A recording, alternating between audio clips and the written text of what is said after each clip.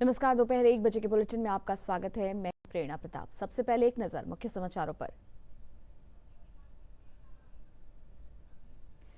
BPSC अभ्यर्थियों से बातचीत के लिए सरकार तैयार, छात्रों से शांति बनाए रखने की अपील की।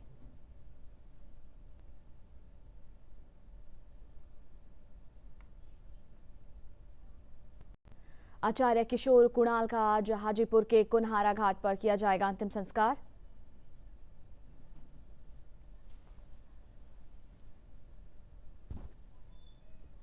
लोकतंत्र में बड़ी महिलाओं की भागीदारी, चुनाव आयोग ने जारी किया आंकड़ा।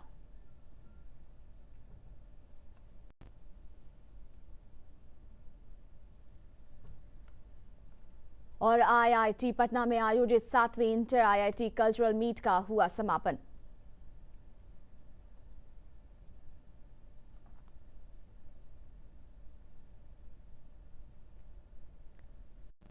और अब खबरें विस्तार से। अपनी मांगों को लेकर आंदोलनरत बीपीएससी अभ्यर्थियों से बातचीत के लिए सरकार तैयार है। राज्य के मुख्य सचिव अमृतलाल मीणा ने आंदोलनरत छात्रों से वार्ता के लिए बुलाया है। उन्होंने कहा कि छात्रों से बातचीत करने में कोई परहेज नहीं है। सरकार की प्राथमिकता हर हाल में विधि व्यवस्था को बनाए रखना है।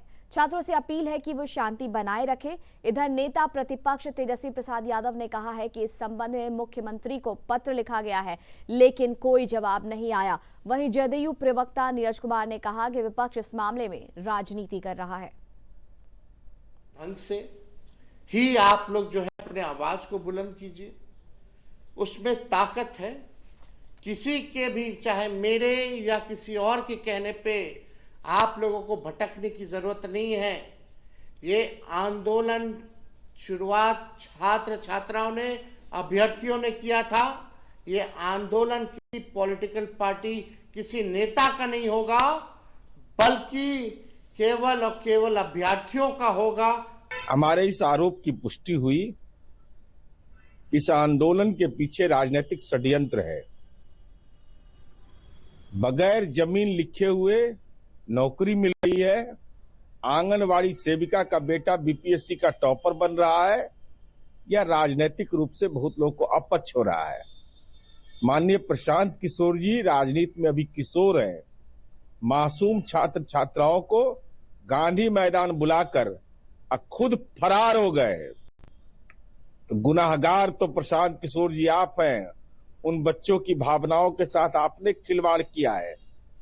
आर्थिक अपराध इकाई को अब तक कोई साक्ष्य उपलब्ध नहीं कराया गया।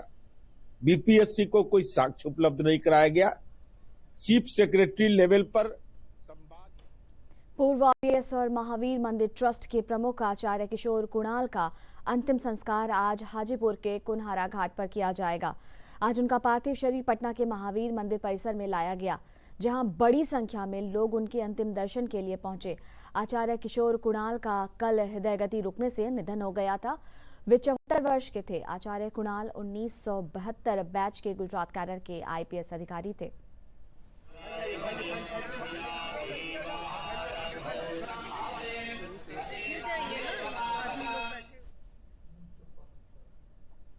लोकतंत्र में महिलाओं की भागीदारी बढ़ी है। चुनाव आयोग ने मतदाताओं का एक विस्तृत डेटा जारी किया है, जिसमें बताया गया है कि महिला मतदाताओं की संख्या में इजाफा हुआ है। और इधर दुनिया के सबसे बड़े लोकतंत्र भारत में महिलाओं की भागीदारी लगातार बढ़ते जा रही है। अप्रैल में हुए लोकसभा 2024 और 4 राज्यों के विधानसभा चुनाव के बाद चुनाव आयोग ने एक मतदाताओं का विस्तृत डेटा जारी किया है, जिसमें महिला मतदाताओं की संख्या में इजाफा हुआ है। इस डेटा में वर्ष 2024 में हुए लोकसभा चुनाव में कुल 97,57,51,847 मतदाताओं ने अपने मताधिकार का प्रयोग किया, जबकि वर्ष 2019 के लोकसभा चुनाव में मतदाताओं की संख्या 91,19,50,734 थी, जिसमें महिला मतदाताओं की संख्या 31,27,64,259 थी, जो लोकतंत्र में नारी शक्ति को दर्शाती है। यदि महिला मतदाता प्रतिशत की तुलना की जाए तो वर्ष 2019 लोकसभा चुनाव में महिला मतदाता का प्रतिशत 48.09% था, जो 2024 के लोकसभा चुनाव में बढ़कर 48.62% हो गया। वहीं लोकसभा चुनाव 2024 में इस बार चुनाव लड़ने वाली महिला उम्मीदवारों की संख्या 800 थी, जबकि 2019 में 726 महिला उम्मीदवार थीं। महाराष्ट्र राज्य में सबसे अधिक 111 महिला उम्मीदवारों ने लोकसभा चुनाव 2024 लड़ा। उसके बाद उत्तर प्रदेश में 80 और तमिलनाडु में 77 महिला उम्मीदवार थीं। इस बार कुल 543 निर्वाचन क्षेत्रों में से 152 निर्वाचन क्षेत्रों में कोई भी महिला उम्मीदवार चुनाव नहीं लड़ी। साल 2024 देश और बिहार की राजनीति के लिए कई मायनों में बेहद खास रहा। देश और राज्य की राजनीति में कई उतार चढ़ाव देखने को मिले। देखिए इस पे खास रिपोर्ट।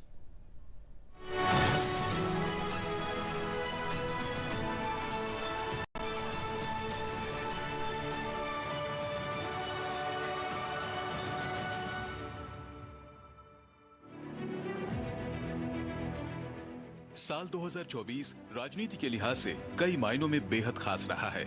इसी साल विश्व के सबसे लोकप्रिय नेता को लगातार तीसरी बार आम चुनाव में जीत मिली थी, जो भारत के इतिहास में इससे पहले कभी किसी गठबंधन के नेता को हासिल नहीं हो पाई थी।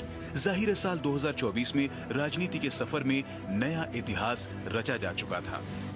बात साल 2024 की शुरुआत से करें तो जनवरी महीने से ही देश में आगामी चुनावों के मद्देनजर राजनीतिक गोलबंदी तेज हो चली थी। एक तरफ पीएम मोदी की अगुवाई में एनडीए गठबंधन के दल खड़े थे, तो दूसरी तरफ कांग्रेस की अगुवाई में इंडी गठबंधन के सहयोगी। आम चुनाव ज्यादा दूर नहीं था, लिहाजा राजनीतिक घटनाक्रम भी तेजी से घटने लगे थे।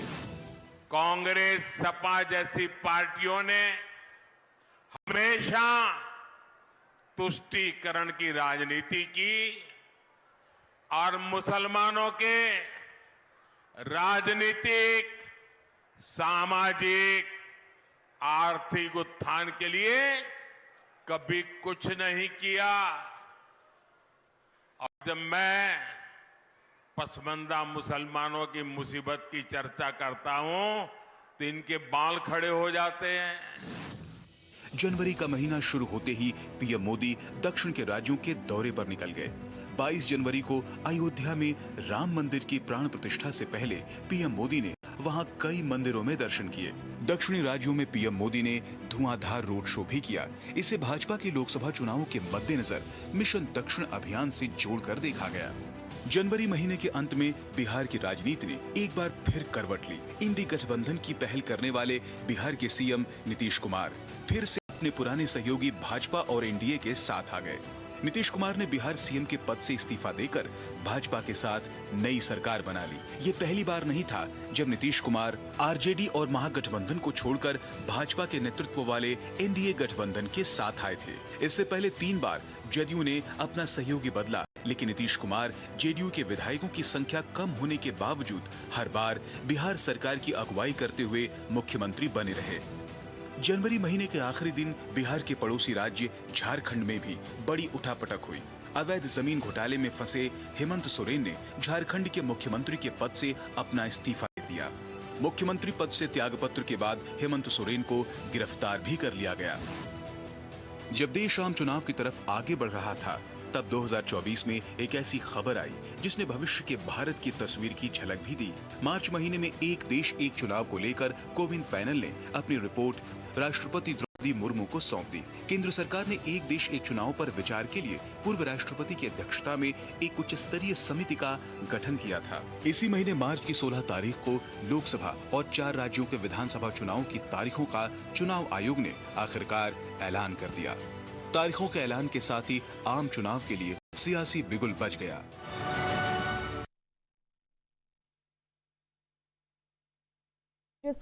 IIT कल्चरल मीट का समापन हो गया। इस आयोजन में देश भर के 23 IIT संस्थानों से आए करीब 4000 छात्र छात्राओं ने भाग लिया। प्रतिभागियों ने बताया कि अपनी कला को प्रदर्शित करने का यह अनूठा मंच है।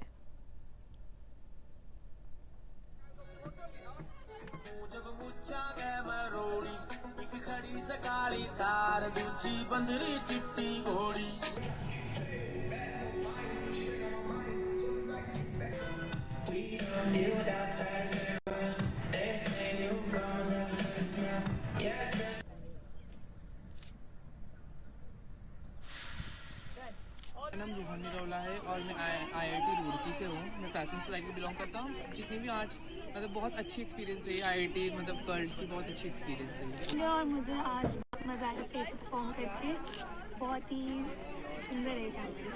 इंटर आईआईटी कल्टमीट 7.0 का आज समापन समारोह है और इस बार इस आयोजन का जिम्मेदारी आईआईटी पटना को मिली थी। दक्षिण और अब नजर डालते हैं 3 मिनट में 10 खबरों पर।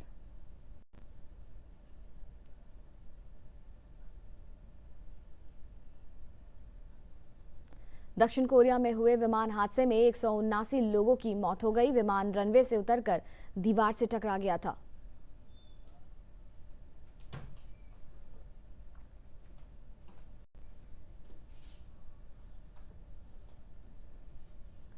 रक्षा मंत्री राजनाथ सिंह ने सेना से आंतरिक और बाहरी दुश्मनों से सतर्क रहने का आह्वान किया है। उन्होंने कहा कि सीमा पर चुनौतियों के बीच सतर्क रहना होगा।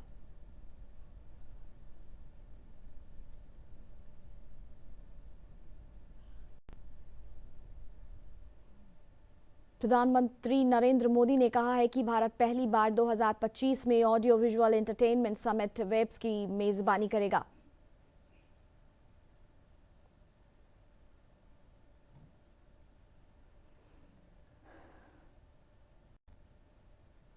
गृह मंत्री अमित शाह आज एक दिन के गुजरात दौरे पर रहेंगे। वे आसुरा में धर्मपुर स्थित श्रीमद रामचंद्र आश्रम से वार्षिक समारोह में शामिल होंगे।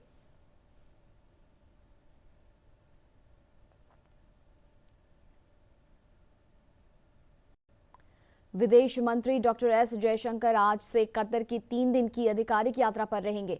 कतर के प्रधानमंत्री और विदेश मंत्री के साथ करेंगे बैठक।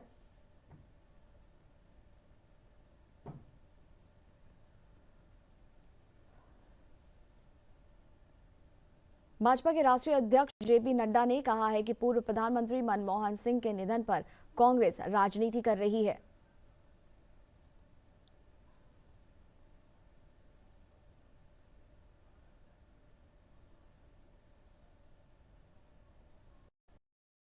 उप मुख्यमंत्री सम्राट चौधरी ने कहा है कि 2025 के चुनाव तक 12 लाख युवाओं को सरकारी नौकरी दी जाएगी।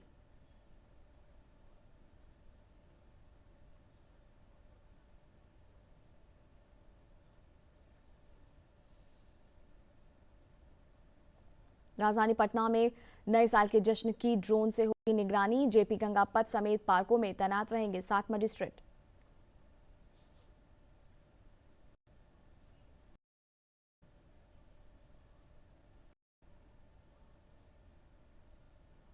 गुरु गोविंद सिंह के 398वें प्रकाश पर्व पर आने वाले श्रद्धालुओं के सुविधा 20 जोड़ी ट्रेनों का ठहराव होगा।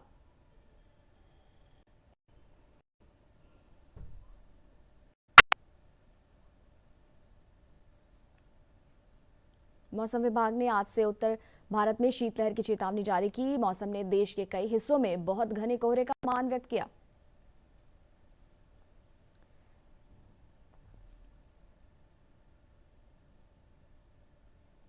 और अंत में मुख्य समाचार एक बार फिर।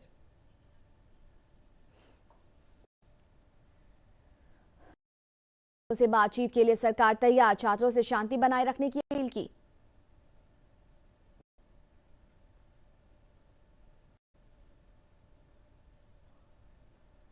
आचार्य किशोर उरांव का आज हाजीपुर के कोनहरा घाट पर किया जाएगा अंतिम संस्कार।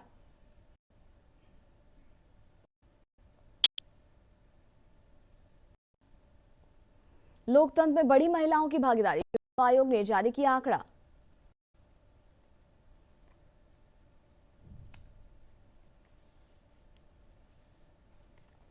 और आईआईटी पटना में आयोजित 7वें इंटर आईआईटी कल्चरल मीट का हुआ समापन।